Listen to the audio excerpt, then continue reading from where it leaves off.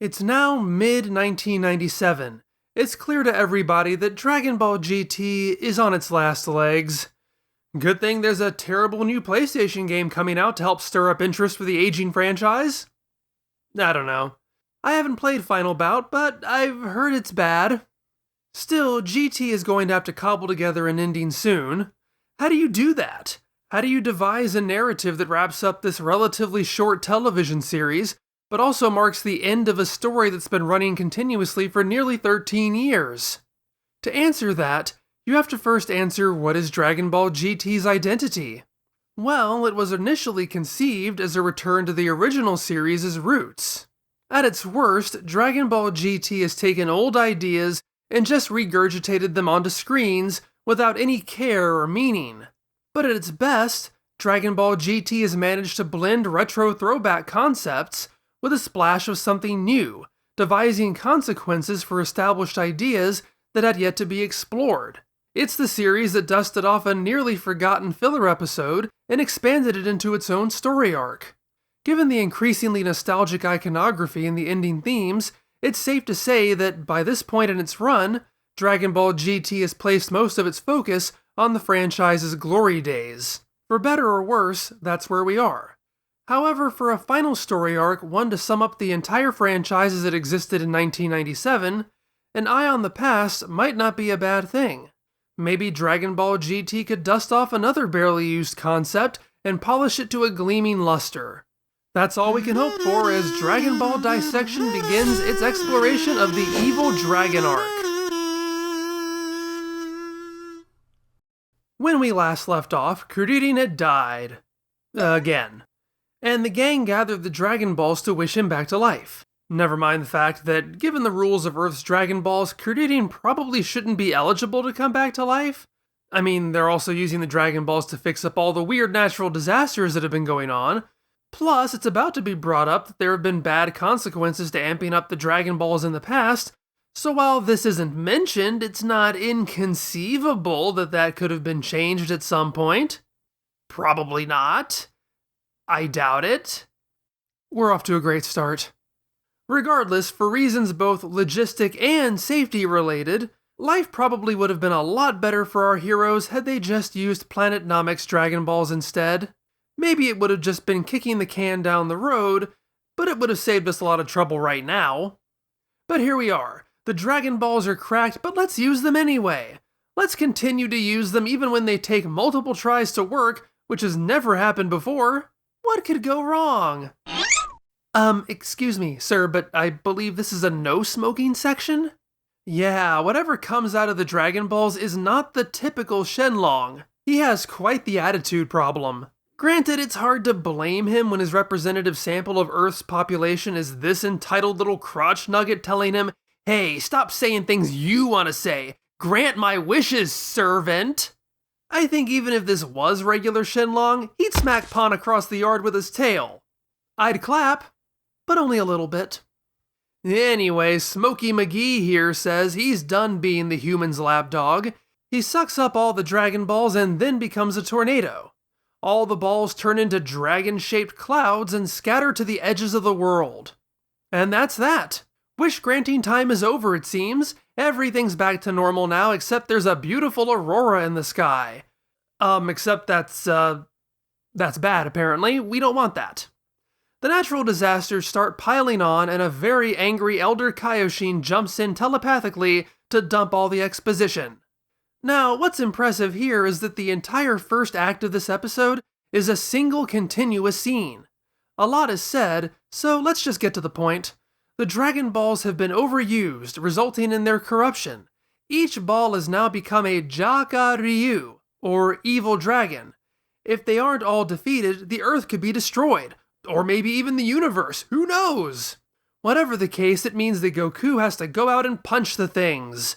All 7 of them. It's like a Dragon Ball hunt, but now we have to fight the Dragon Balls.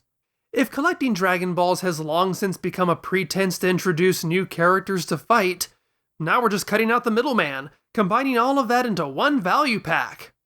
It also means this arc is going to be little more than a boss rush mode, which is, well, it could be a lot of things, and it is. Truth be told, this is probably my favorite concept of Dragon Ball GT, that of taking the Dragon Balls and twisting them into something malevolent. The Elder Kaioshin says this is what he warned them about during the Majin Buu arc. And it's true that the Elder Kaioshin did lament Earth's possession and use of Dragon Balls back then. It never really went anywhere. It was instead treated more like the ramblings of an out-of-touch old man yelling at a cloud. What he spoke of then came across more as his disdain over interfering with the laws of nature and/or the domain of gods. That's an ethical or philosophical quandary as opposed to, fight the evil dragons, collect all 7! The in-universe logistics here are that there is plus energy and minus energy. Using the Dragon Balls builds up minus energy because, as everyone knows, minus energy is stored in the balls. Usually it takes 100 years of dormancy for enough plus energy to build up to counteract it. But because the Dragon Balls have been used so often, the minus energy has overloaded them. Dende increasing the number of wishes has sped up the process even more. But, if the Elder Kaioshin was so worried about this that he already brought it up multiple times, you'd think he'd take a moment at some point in the intervening 16 years to let them know that there are tangible, inevitable consequences a-comin'. It's a bit of a stretch to apply his earlier vague warnings to this, but that's the nature of storytelling. It still serves as a great launching point. Even without that bit of dialogue used as a setup, this is a logical consequence in which to take the Dragon Balls. They've always been a convenient way of instantly undoing every bad thing, but what if there is a cost to such a quick fix? As the Elder points out, it shouldn't even be possible to use the Dragon Balls this frequently. If it wasn't for Bluma creating a radar to track them, people would have had to do it the old-fashioned way, just look for them. And that would have taken a long time, if not been flat-out impossible. Her radar turned a once-in-a-lifetime miracle into a constant crutch, one that the heroes are responsible for abusing. Granted, that's a bit reductive. Other people have sought the Dragon Balls and created their own radars, such as Pilaf and the Red Ribbon Army. Had Goku and the others not stopped them and created their own Dragon Ball hunting monopoly, it stands to reason somebody else would have instead.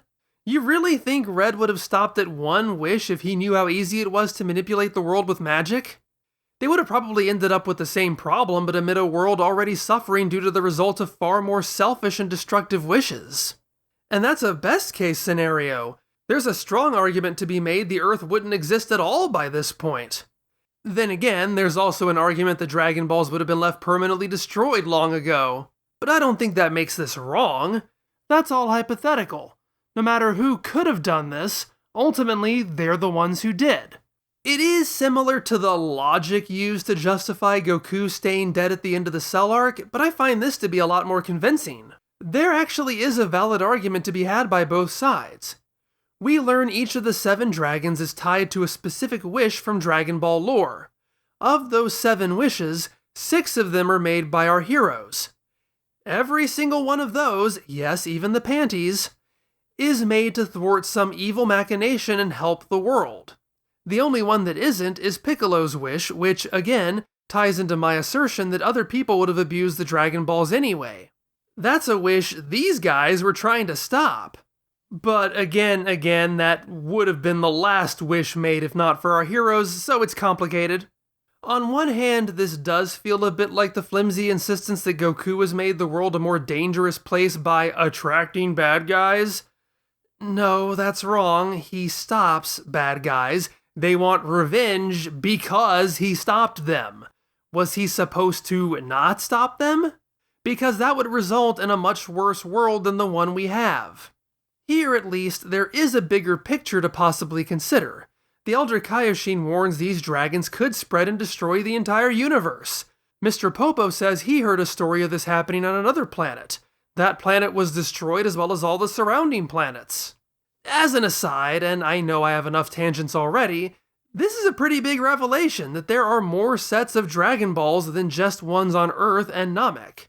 Yes, in 2024 that is not shocking, but I'm pretty sure this is the first time in Dragon Ball's history it's implied there are other creators of Dragon Balls. Anyway, this could be reasoned that the gods are seeing things from a broader perspective, that the concerns of our heroes, as well-intentioned as they are, as positive as the benefits are for those helped by them, are rather myopic in the grand scheme of things.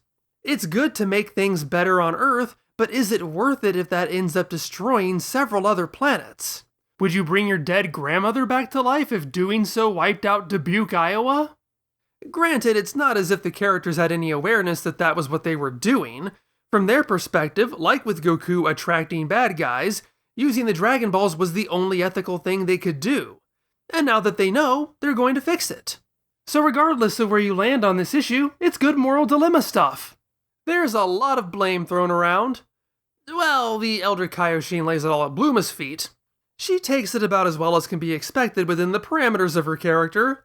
She falls back on the lady alert, claiming she was just a delicate little 16-year-old girl who never would have been able to collect the Dragon Balls on her own, and that means this is all Sun Kun's fault. And Goku responds to that by saying, yeah, okay, sure. This is a fantastic Goku moment.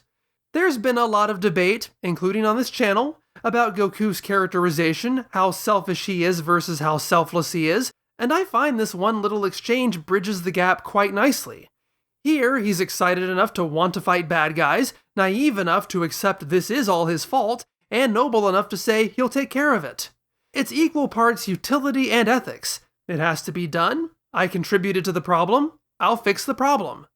It's so simple, so innocent, so Goku. Without anyone realizing, Pan follows him. And that's probably for the best, as Goku realizes mid-flight that he can't just find these evil dragons blindly. I guess they don't have ki. And I guess Pan doesn't have ki either because Goku doesn't notice she sneaked up behind him. Pan has brought along Giru. Goku wants to borrow him for his Dragon Radar abilities, but Pan insists on tagging along as well. After all, she says, Giru can't stand to be apart from her. Giru responds by saying that without Pan, the safety factor rises 70%. Pan shakes him, insisting he admit that's a miscalculation. Now, there's a lot of baggage here that's raising red flags for me, but if I put that aside and accept the show's premise that these two have had a healthy friendship arc together, this is a good place to be for humor. It's two buddies ribbing each other. If this is the level I can expect from these interactions, I can get on board. But don't think I've forgotten how you were in the baby arc. I've got my eye on you, little missy. So we're on a new adventure and have reformed our trio, Goku, Pan, and Giru. No Trunks, huh? As much as I like GT Trunks, I'm kinda okay with this. Most of this arc is fighting individual opponents one at a time. As much as I like when teamwork shows up in Dragon Ball, I think adding Trunks might bog this down with too many characters. I mean, this arc is already going to struggle to give Pan and Giru stuff to do. Trunks' technical skills really have no place in this story either. I've already expressed my disappointment that Trunks is all but done in this series, so there's really nothing else to say about it. The original GT group is mostly here, so this is fine. The gang find their first Dragon Ball in a village with dirty water and dead fish. All the villagers are fleeing because a dragon monster came out of the lake. Pan spots a Dragon Ball embedded in the monster's head. Goku recognizes it as Liang Xinchu, the two-star ball. And in the following episode, we learn the dragon refers to himself as Liang Xinglong. This is a pattern that all the evil dragons follow, being named after their respective Dragon Ball in the Chinese reading. All of this Dragon Ball stuff is based in Chinese and has the Japanese cast approximating those sounds. Frankly, Chinese scares me, and I'm doing the best I can to say all this right, so go easy on me. It is worth pointing out, as they sound fairly similar, that Shenlong is not part of their names, just Long. Shenlong means god dragon. This is Xing, meaning star. Liang Xinglong is two-star dragon. Kinda. I mean, it's annoying that the first dragon we meet is the most complicated one. See, while Goku refers to the Liang Xingchu well before the dragon says his name, the two-star ball has always been referred to as the Aru Xingchu. As Kanzenchu's evil dragon guide says, Liang is closer to pair than two, so why they changed the name up is beyond me. But here we are. Each of the dragons is born from a specific wish, and Liang was created by the wish to revive Bora. Anyway, Liang is a bit of a buffoon, a running theme we'll see with these first few dragons. I mean, he shares a voice with Zunama, so that tracks. Liang claims he's known as the strongest of the evil dragons, another running gag that, well, never moves past the first two. Had it continued, I would have said it reminds me of the Guardian Moles in Mother 2, who all claim to be the third strongest of their group. This is all talk, as he seems very easy to beat up. Anytime he boasts, he doesn't live up to expectations. Goku makes Liang out to be more imposing than he actually is, afraid he might be lulling them into a false sense of security before transforming. Liang has to admit, to his embarrassment, that he doesn't actually do that. Well, an easy fight to prove how awesome she is? That's right up Pon's alley, so she gets to the butt kicking. And for quite a while, it works. Liang even seems to encourage it, pushing Pon's buttons in a way that shows he knows how easy she is to rile up. Who knew that Pon is sensitive about her eyebrows? It definitely sets her off, though. But soon, the beatings don't work anymore. Liang is able to counter her moves and eventually is able to overpower both of them. Is it because he's getting stronger? No, it's actually because they're getting weaker due to prolonged exposure to the pollution he's created. All the buffoonery and taunting was intended to draw this confrontation out and distract them from his scheme. Goku complains that this is fighting dirty. Is it though? It's a natural skill that Liang has and is using in combat as strategy to make up for his deficiencies. Sounds perfectly reasonable to me. This is another recurring bit in this arc. Anytime Goku is losing, he'll just say the other person is cheating. He's like a 12-year-old angry at a video game. Or me angry at a video game. And this goes all the way back to when Gidan wrapped him in Guru Guru gum and threatened to throw him out of the ring. Moments like this seem to indicate that Goku has a relatively conservative outlook when it comes to combat. If it's not traditional punching and kicking and ki blast, it doesn't count. Or, more accurately, if he can't do it, it's not fair. Goku never seems to complain when he's the one taking advantage of his environment. Is using Kintone to fly yourself back in the ring unfair? Is grabbing Raditz from behind so Piccolo can impale him fighting dirty? Is giving Kuririn a move he didn't learn so he can hit Vegeta from behind while Vegeta's distracted fighting Gohan cheating? Because it seems that when Goku is stronger, fighting should prioritize being fun for him. But when Goku is weaker, all's fair in love and war, baby! I'm not complaining about this. It actually represents Goku's childishness quite well. But he does seem to take issue with everything that threatens to make a fight even remotely interesting, anything that's not bigger number wins, so I'm glad he's not writing this show. Liang scoops up Goku and Pon and tosses them into the polluted lake to drown. And again, despite Goku's lack of imagination, I like getting a different challenge to overcome. See, Liang doesn't consider Giru. He pulls Pon and Goku to safety outside of the area of the bad water. Why is this area unaffected? Why, because of an underwater spring! Pon directs Goku to blow a hole in the spring that will propel them out of the water. And as much as I like this concept, well, you know the drill. It suffers in execution. It drags, and in the worst ways. The show seems to only have a tenuous grasp as to what being underwater means. Sure, they're out of the pollution, but being trapped underwater, even clean water, still kills people just fine. But somehow, that's never a concern, even though this continues on for a very long time. Goku and Pon can talk to each other. Pon even lounges on the lake floor as if she's relaxing on the beach. I would think part of the fun of putting the characters in a new environment is actually using the limitations of the environment to create drama. Fake Namek's Acid Lake was far more interesting than this. At least they managed to reason themselves out of the problem, but it ends up feeling more like luck than reason. Good thing there's a spring there. And given how little impact the water was having on them before, I find it hard to believe this piddly little spring has enough pressure to launch them out of the lake entirely. But, you know, Goku uses the GT Kamehameha on it, which we all know has the power to do literally anything. It also has the power to kill off Liang Xinglong, and that at least tracks, which restores his Dragon Ball to normal. except Goku drops it back in the nasty lake. Whoops! That's a cute little button to end things on, and that more or less sums up what the next few episodes will be like. The series has once again returned to a more episodic format, standalone adventures that are connected by a common thread. Goku, Pan, and Giru will bop around from place to place and fight a new enemy with a new skill. And again, I like this. But like with the Space Dragon Ball hunt in the first arc, what's going to matter is how well it's crafted. And this was okay. I'm having fun. The idea of a crafty villain sapping the hero's strength without them knowing, playing off their own arrogance, is great. Letting Giru help save the day is putting him to good use. But the resolution isn't quite as satisfying as it could be. And distilling the adventure part into just another fight means there's not much to explore here. Aside from the dragon himself, there are no characters in this village. There are fleeing people, sure, but who are they? There's a human element that's missing. Still, it's a good start, and the novelty is enough to carry it for now. If Liang Xinglong has powers this interesting, surely the others will likewise play to that strength. With 6 more evil dragons to go, are any of them going to improve on the first's weaker aspects?